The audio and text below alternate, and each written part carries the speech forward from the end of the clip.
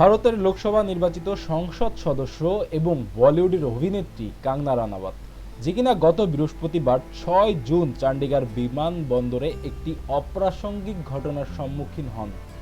চণ্ডীগড় বিমানবন্দরে এক নারী সিআইএসএফ কঙ্গনাকে জনসম্মুখে থাপ্পড় মারেন।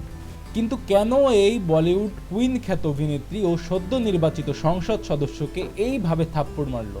ঘটনাটা ছিল 2021 সালে ভারতের দিল্লি সহ বিভিন্ন জায়গায় মোদী সরকারের বিরুদ্ধে ব্যাপক আন্দোলন করেন কৃষকরা।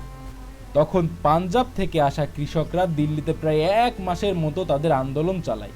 আর ওই সময় আন্দোলনকারী কৃষকদের বিরুদ্ধে একের পর এক আক্রমণাত্মক টুইট করতে থাকেন কঙ্গনা রানাওয়াত।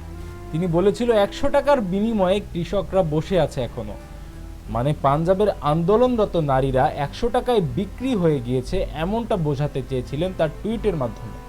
আর এটা নিয়ে তখন দেশ জুড়ে সমালোচনার ঝড় ওঠে কঙ্গনার বিরুদ্ধে, যার কারণে তার গাড়িকে ঘিরে পাঞ্জাবে কৃষকরা আন্দোলনও করেছে। আর এই পুরনো ক্ষোভের ভিত্তিতে চণ্ডীগড় বিমানবন্দরে চড় মারল এক নারী সিআইএসএফ। সাথে সাথে সে এটাও বলে, তুমি যে নারীদের কথা বলেছিলে 100 টাকায় বিক্রি হয়ে গিয়েছে, তাদের মধ্যে আমার মাও ছিল। আর এই ঘটনাটা সম্পূর্ণ ঘটে চণ্ডীগড় এয়ারপোর্টে ব্যাগ চেকিং করার সময়। বর্তমানে সেই নারী সিআইএসএফকে সাসপেন্ড করে আটক করা হয়েছে।